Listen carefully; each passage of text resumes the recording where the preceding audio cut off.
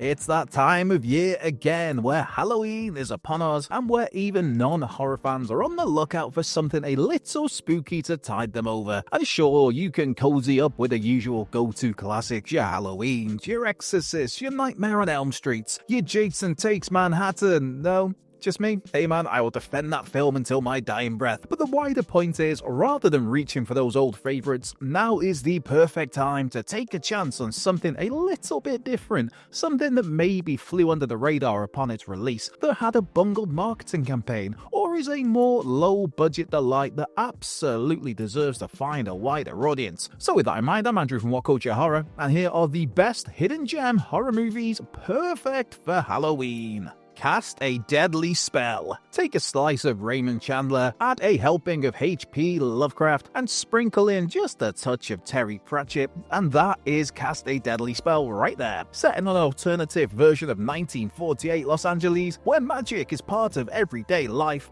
our grizzled protagonist, Detective H. Philip Lovecraft, played by an excellent Fred Ward, stands apart with his staunch refusal to use that magic. And when Lovecraft is hired to recover the stolen Necronomicon, he's pulled into a whirlwind of mobsters, supernatural creatures, and ancient conspiracies, all while trying to prevent the end of the world. A nice easy task there. Rather than outright scares, Cast a Deadly Spell leans more into classic film noir, a little bit of absurdist comedy, with horror woven into its wider world. And that world, oof, there are some fantastic creature designs here, and some surprisingly intense action too, particularly when some vengeful goblins turn up. If you've seen it, you know the ones. Future Bond and Zorro director Martin Campbell had yet to really break through by this point. But with Cast a Deadly Spell, he shows a brilliant understanding of how to blend humor, action, horror, and a cracking retro aesthetic. Not to mention having Fred Ward joined by a pre-award era Julianne Moore and genre stalwarts Clancy Brown and David Warner. And it is a whole lot of fun. The Guardian. Playing a little like The Hand That Rocks the Cradle, with a smidge of supernatural horror, William Friedkin's The Guardian centers on a working couple who need help with their newborn baby. And so, enter Jenny Seagrove's picture-perfect English nanny. However, as things develop, we learn that this nanny is just a smidge sinister, complete with ties to a demonic tree in a nearby forest, and a whole bunch of nefarious plans for this young kiddo. It's a massive shame that The Guardian was viewed as a disappointment when it released in 1990, which part of that is down to the fact that this was Friedkin's first real return to horror since The Exorcist 17 years earlier. And let's face it, nothing was ever going to match The Exorcist. But still, people expected another masterpiece from Friedkin, but he wasn't trying to match The Exorcist. Instead, The Guardian plays out as a tense horror thriller that unravels into an extremely over-the-top, gory finale that pulls just a tad from Evil Dead. On its own merits, The Guardian is a great, if not a slightly cheesy, horror picture, driven by a brilliant Jenny Seagrove. The People Under the Stairs. The horror diehards will likely be well aware of Wes Craven's The People Under the Stairs, but for more casual horror fans, this one, it might be one that's passed you by when looking at the career of the legendary Wes. After all, it's easy to get a little lost in the shuffle when you've got a resume that includes franchises like Scream and Nightmare on Elm Street, The Hills Have Eyes, and the infamous Last House on the Left. Released in 1991, The People Under the Stairs was arguably Wes Craven at his most satirical, which, let's face it, says a lot. Here we've got a couple of merciless landlords only interested in raising rents to unmanageable levels so that they can evict tenants and sell off their property, all in the spirit of gentrification. Fool is a young boy whose family is on the brink of being evicted, so he gets roped into a scheme from a couple of adult pals to break into these landlords' homes and rob them. Oh, and those landlords are simply known as Mummy and Daddy, a married couple who are kind of brother and sister too. But more importantly, it turns out that they have a savage group of mutant cannibalistic kids in their basement, as you do. With Twin Peaks favourites Wendy Roby and Everett McGill on maniacally great form as Mummy and Daddy, and with a great turn from young Brandon Quentin Adams as Fool, and AJ Langer as Alice, Mummy and Daddy's daughter that is, Craven's story is one of the era's most scathing commentaries, with the director channeling a cathartic anger throughout The People Under the Stairs.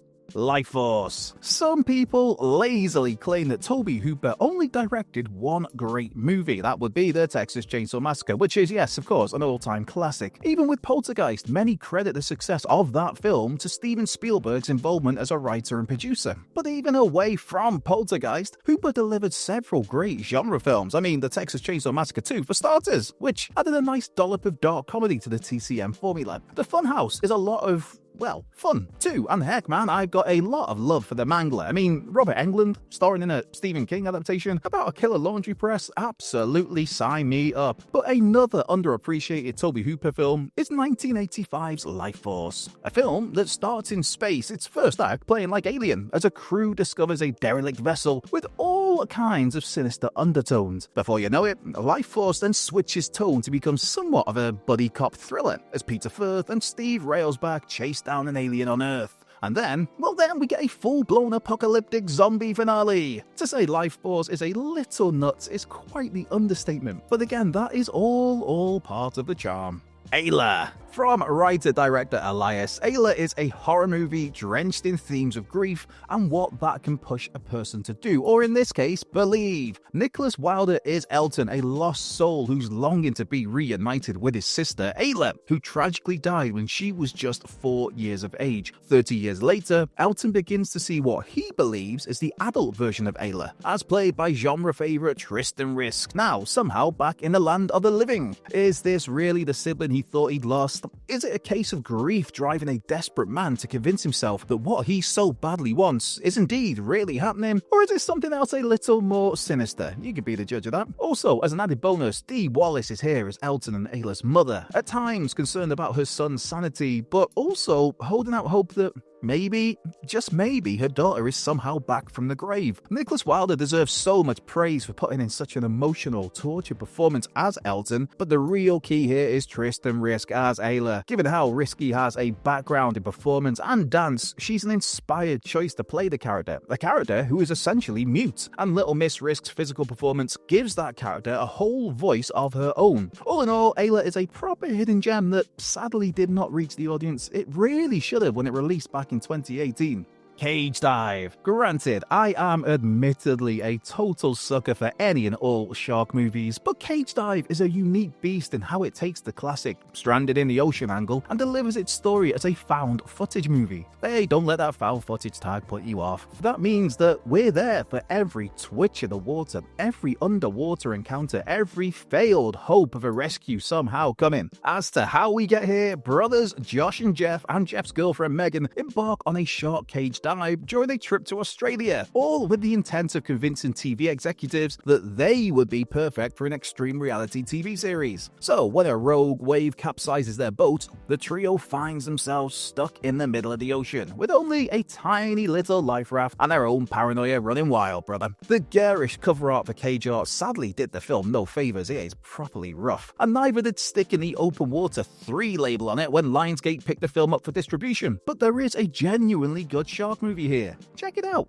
Dead and Buried. The writing team of Dan O'Bannon and Ron Shusett is best known for genre-defining titles like Alien and Total Recall, and Dead and Buried is their third and most overlooked collaboration, a grim and unsettling tale of the undead. Set in the small, picturesque coastal town of Potter's Bluff, Sheriff Dan Gillis investigates a series of grisly murders, though the twist here is that these victims, they start soon reappearing as normal townsfolk. As Gillis digs deeper, those closest to him, including his wife Janet, begin to behave increasingly strangely, leading to a disturbing revelation about the town's dirty little secret. From its shocking opening scene, Dead and Buried establishes itself as far from a typical murder mystery, as director Gary Sherman tells a strange, off-kilter story, unlike other horror films of its time, with a slow-burning atmosphere that's punctuated by terrifying set pieces and a cracking final twist. Oh, and some excellent practical effects works by the legendary Stan Winston, of course. God love me some Stan.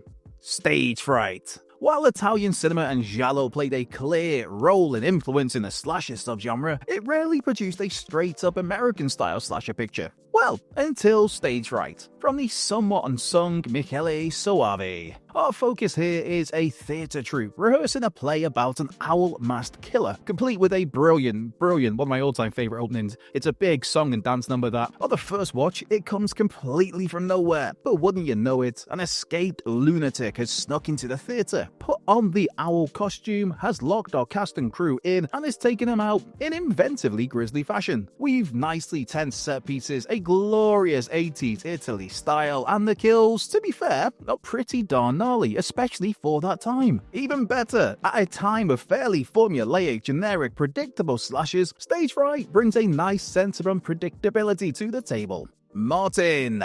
Much like Wes Craven and The People Under the Stairs, it's not hard for a film to get lost in the shuffle when you're looking back at the career of the dearly missed George A. Romero. And that includes 1977's Martin, Romero's subversive take on the vampire movie. John Amplas plays the title character, who is a troubled young man with a compulsion to drink blood. As Martin tries to build a quiet life working in a grocery store, his urges eventually get the better of him, inevitably leading to tragedy. Set in grimy Pittsburgh, I'm sure Pittsburgh's lovely to this very day, but the setting here is grimy Pittsburgh. The Martin character remains somewhat an oddly sympathetic figure, despite his violent tendencies, and we never get actual confirmation whether Martin is indeed a vampire or not. But what is clear is that he's a deeply disturbed person who needs help but is ultimately denied it, lashing out as a result of that. George A. Romero being, well, George A. Romero, there's a sharp social commentary here on US society's neglect of mental health.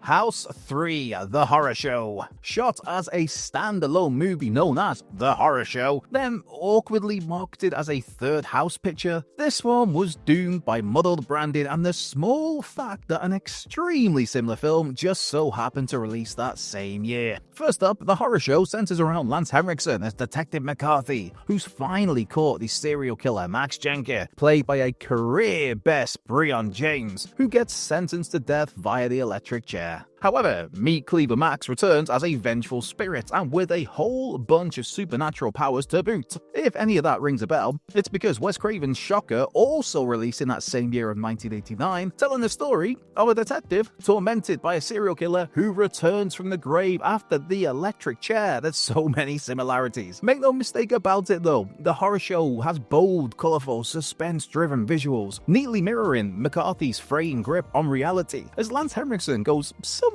against type, playing the straight arrow cop for once, and bringing a fierce, haunted edge to the roles. But it's Breon James who steals the show here, bringing gleeful menace and some crazy, the craziest of crazy eyes to Meat Cleaver Max. Last Girl Standing. Last Girl Standing is a picture that's been criminally overlooked since its release back in 2015, with this Benjamin R. Moody movie being part slasher, part character study. As the film opens, we see a group of young adults terrorized by a masked killer. So far, so very standard slasher movie, right? That is, until Cameron outsmarts this maniac, leaving him to die and becoming the sole survivor of a bloody, brutal massacre. From there, Last Girl Standing jumps ahead to a point where we get to see the impact that surviving such a traumatic event can have on someone, with Cameron living a soulless, solitary existence that sees her bounce between her one-bedroom apartment and a boring job at the local laundromat, all as every single noise is a sign of imminent danger, every stranger is a threat, and maybe, just maybe, the killer she escaped from at the start of the movie has returned for one more round. Last Girl Standing is for sure a slasher movie, but there's so much more going on here. Psycho 2 and 3. Some people might think that Alfred Hitchcock's Psycho was a one-and-done movie, but do not be fooled, for it spawned another 3 direct sequels, a separate TV follow-up with Bates Motel. No, that's a 1987 TV movie, not the exceptional 5-season TV series, one of my all-time favorites. So good, man. And there was, of course, Gus Van Sant's 1998 reboot that we try not to talk about, really. And while I have a soft spot for Psycho 4, The Beginning, the 2 sequels that really deserve a little more love are Psychos 2 and 3. With Psycho 2, director Richard Franklin picks things up with a Norman Bates who's attempting to re-enter society after being rehabilitated. Of course, there are plenty of elements trying to push Norman back towards his old ways, and that is part of the appeal here, whether Norman will give in to his darker urges, all again played by a superb Anthony Perkins. For Psycho 3, that has Perkins in a director's chair too, taking the story into a sleazy, quirky, neo-noir landscape, with Perkins admitting that the Coen brothers' Blood Simple was a major influence on him for this, which is shown in the sharp night cinematography, a jazzy Carter Burwell score, and a solid amount of dark comedy. Plus, there's a scenery-devouring Jeff Fahey as a totally unhinged motel assistant. The Last Winter. Larry Fessenden is the equivalent of, oh, it's that guy,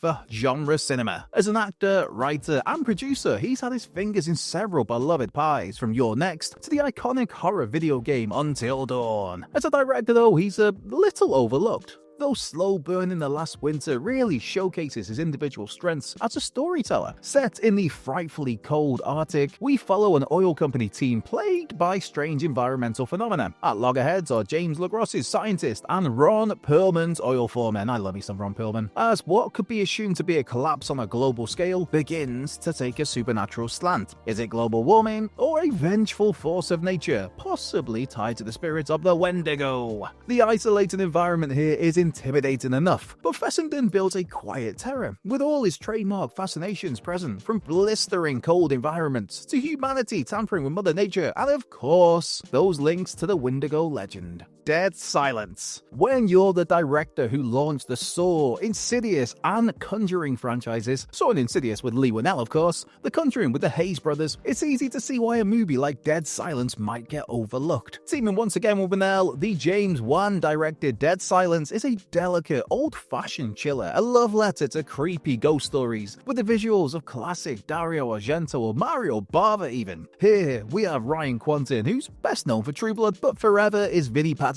in Home and Away Timmy, as he plays Jamie Ashen, who receives a ghoulish ventriloquist doll in the mail, and in a gripping opening sequence becomes a widower soon after. Yeah, that's not great. What follows is a return to Jamie's ominous hometown to figure out what has pulled him into this dark vortex, brimming with rich atmosphere, tense set pieces, and elaborate visuals, with, of course, quite the killer twist here. Ravenous. Criminally overlooked, Ravenous is a deliciously strange mix of western grit meets horror tension, starring Guy Pearce as a traumatized army officer exiled to a freezing Sierra Nevada outpost. But what was once a dull assignment, it turns all the more sinister when a mysterious stranger, played by Robert Carlyle, arrives, taking the story through a bunch of unpredictable twists and turns. By all accounts, Ravenous's production was as wild as its plot, with original director Milcho Manchevsky fired after 3 weeks due to butting heads with Fox executives. And so, at Carlyle's suggestion, Antonia Bird stepped in with just 1 week of prep, delivering the intense, atmospheric film we ultimately got. There's a whole bunch of off-kilter energy in Ravenous, but its key performances, they anchor that madness. As Pierce goes from quiet moral compass to desperate survivor, and Carlyle, well, from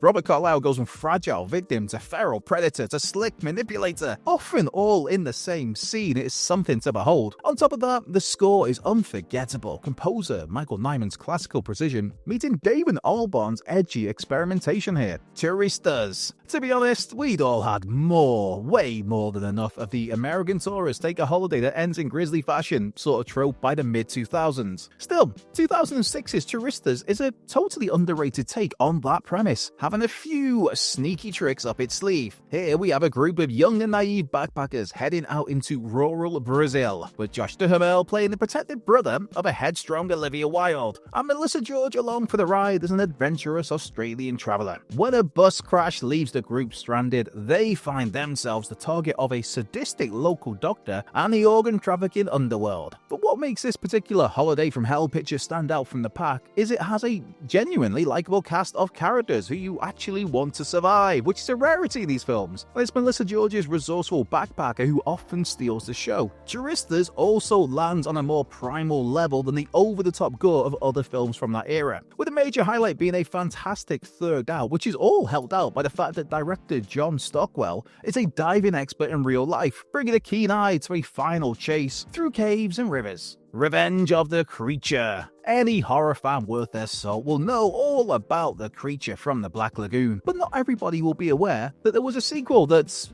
actually pretty darn good. Subverting the premise of the first film, Revenge of the Creature picks up 1 year later with a creature captured by explorers and brought back to civilization, where it's put on display in a theme park as a spectacle for American families. Now, things, predictably, do not go well. Genre veteran Jack Arnold, the director of the original movie, he returns to deliver for a film that not only avoided simply copying the first one, but also offered clever social commentary well ahead of its time. Yes, sure, Jurassic Park has done the theme to death in the modern age, but for the 1950s, this was surprisingly sharp and prophetic, with the creature serving as both villain and tragic hero, lashing out after being taken out of its natural habitat. And if you're in the mood for a classic-style monster movie overlooked by its contemporaries, Revenge of the Creature is a prime choice this Halloween. Black Rainbow. Bleak supernatural chiller Black Rainbow barely got given a second thought at the time of its release back in 1989, which is a shame, as it has some incredible performances and a gritty, tense, unraveling plot. Rosanna Arquette is here playing a traveling clairvoyant who, along with her cynical, hard-drinking father, pulls their grifter show across Southern America, until she starts predicting the shocking deaths of her audience members. And those deaths, they actually come true. All as an investigative reporter is drawn in, uncovering a larger conspiracy connected to those events. Director Mike Hughes will forever be remembered for the grim brilliance of Get Carter and the glorious camp of Flash Gordon.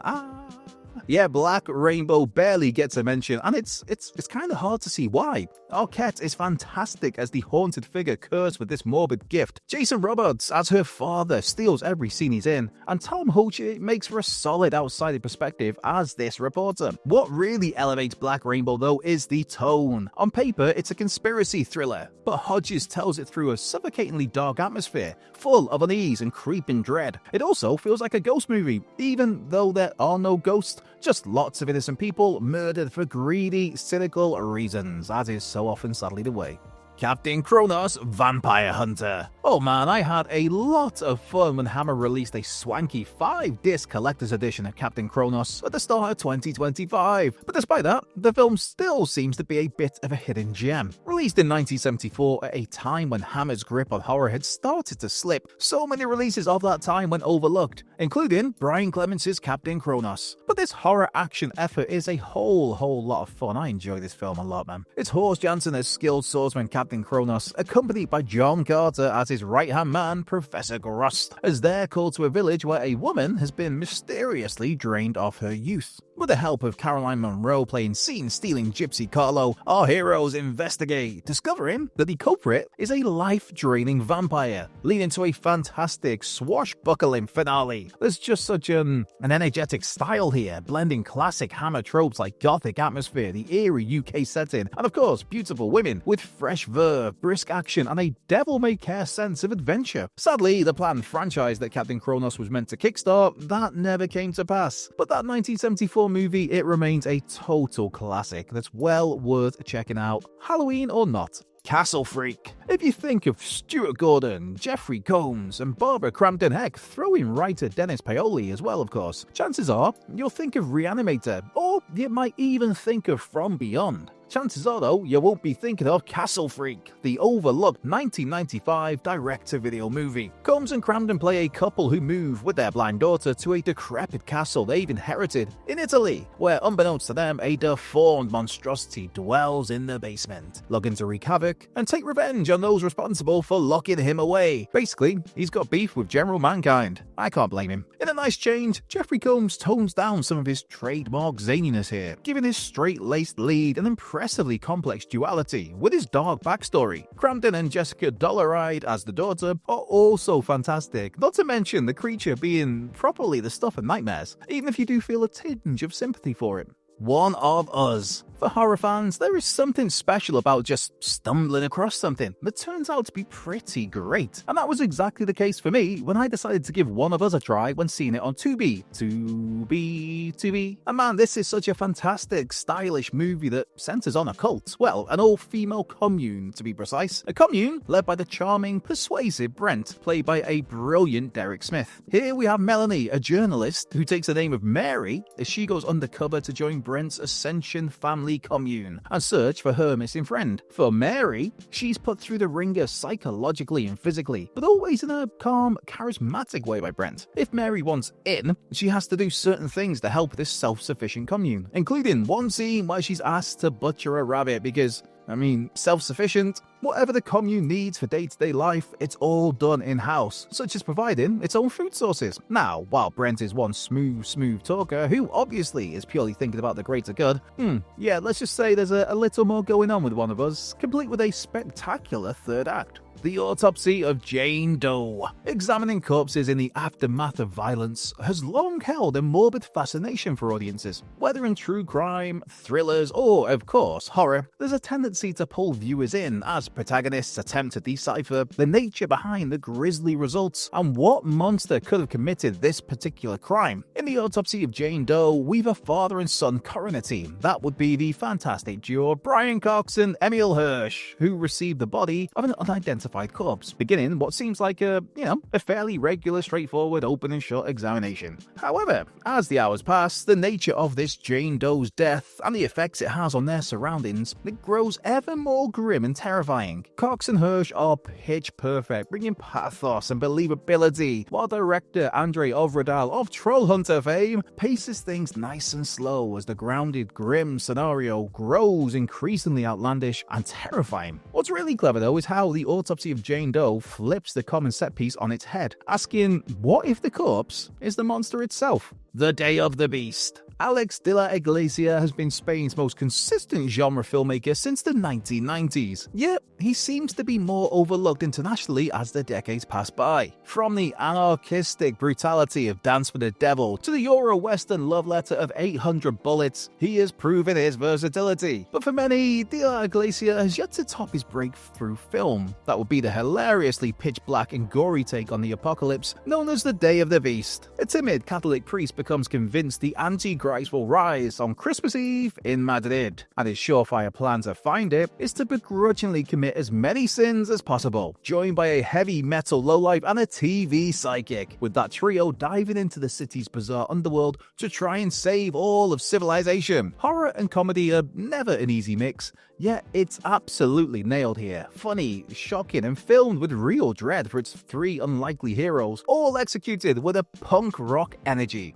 Blood Widow. While not quite a perfect slasher movie, Blood Widow is well worth checking out solely for its titular villain, be that for her sheer brutality or for her fantastic character design. Plot-wise, lovebirds Hugh and Laurie, yes, I see what they did there, a nice little nod. Hugh and Laurie move to their dream home, out in the middle of nowhere of course, with only an abandoned boarding school nearby. What could go wrong? So when their friends come over for a housewarming party, once the booze starts flowing, the group decides to explore this old school, which puts them in the crosshairs of the Blood Widow, a clinical masked killer who is a former student of the school and now calls it home. Not only does the Blood Widow herself look magnificent, but the film also has some really impressive moments of gore, including a particularly rough leg break sequence. And while there are times when you have some sympathy for the Blood Widow, ultimately the film doesn't go too far down that path, quickly reminding you that you have this twisted and sinister killer here, regardless of her backstory. The Entity. A lot of horror films love to use that old chestnut of based on a true story, based on true events, usually just as a lazy marketing trick with zero real truth to it. However, The Entity genuinely was inspired by 1970s reports of a single mother who suffered a series of relentless, violent hauntings. Here, it's Barbara Hershey in that lead role, playing a Los Angeles woman tormented and graphically assaulted by an unseen force, to the point she turns to psychiatrists who obviously do not believe her, and paranormal researchers who do believe her but cannot prove her right. Directed by Sidney J. Fury, The Entity's real strength, apart from a totally powerhouse performance from Barbara Hershey, lies in how Fury doesn't tackle the subject with stylized lighting or creepy sound design, none of that stuff. And the threat here isn't some tangible boogeyman. We never truly see the Entity, only movement, sparks, destruction, with a terrifying fear that it could attack anywhere, anytime. Simply put, this 1982 movie doesn't want to create goosebumps, it wants to horrify you, and it does,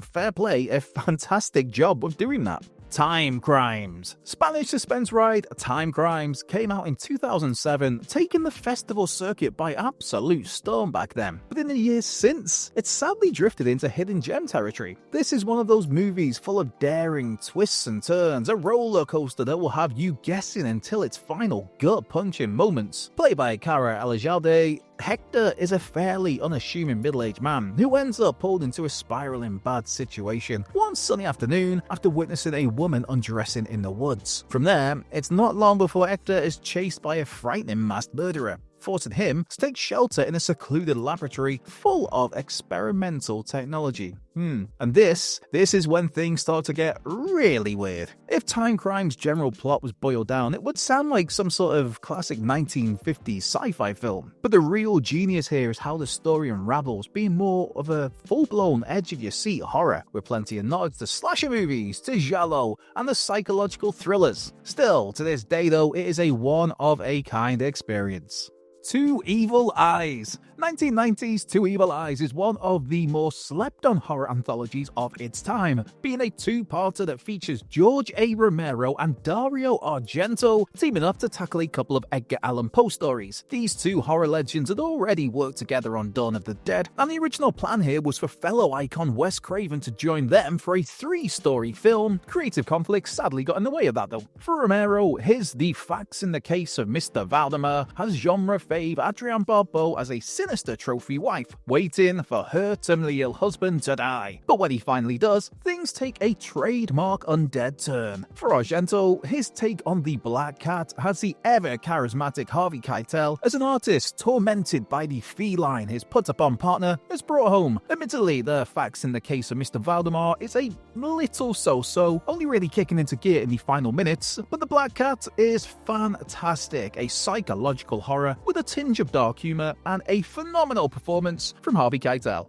Bad Moon. Michael Paré plays Ted, a photojournalist who returns to America after being bitten by a werewolf in Nepal. Struggling to hold on to his humanity, Ted reconnects with his sister Janet and her son Brett. But the real hero is Thor, the family's good doggo, a fiercely protective German shepherd who senses Ted is deteriorating, descending into a bloodthirsty creature. The decision to tell a horror story through the eyes of a dog is gaining fresh praise right now, thanks to this year's excellent Good Boy, which we reviewed elsewhere on the channel. But Bad Moon did it first. Much like Indy in Good Boy, Primo, that would be the dog playing Thor, gives a more compelling and emotional performance than many human actors. Also, special shout out to some cracking old school practical effects for Ted's werewolf transformation. Son of Dracula. The third and criminally underrated entry in Universal's Dracula cycle trades misty castles for the deliciously swampy gothic of New Orleans. The legendary Lon Chaney Jr. turns up as Count Alucard. That will be Dracula spelled backwards, whose sudden marriage to a plantation heiress, played by Louise Alberton, sends the local aristocracy into a tailspin. Director Robert Siodmak was early in his Hollywood run here, before noir landmarks like The Spiral Staircase and The Killers, and he squeezes every single drop from a very modest budget. Lush lighting, gliding camera moves, and a thoughtful composition gives Son of Dracula's sets real texture, restoring a visual personality that Universal, let's face it, hadn't quite matched since the James Whale era. Lon Chaney Jr. doesn't quite have Sir Christopher Lee's stage-bred gravitas for the seductive whisper threat moments, but he still lands several commanding beats, and Alberton's poised, fragile turn complements him very nicely. Granted, a couple of creaky effect shots haven't aged all that well, but Son of Dracula's atmosphere is thick, the setting unique, and the overall package is a lot of fun.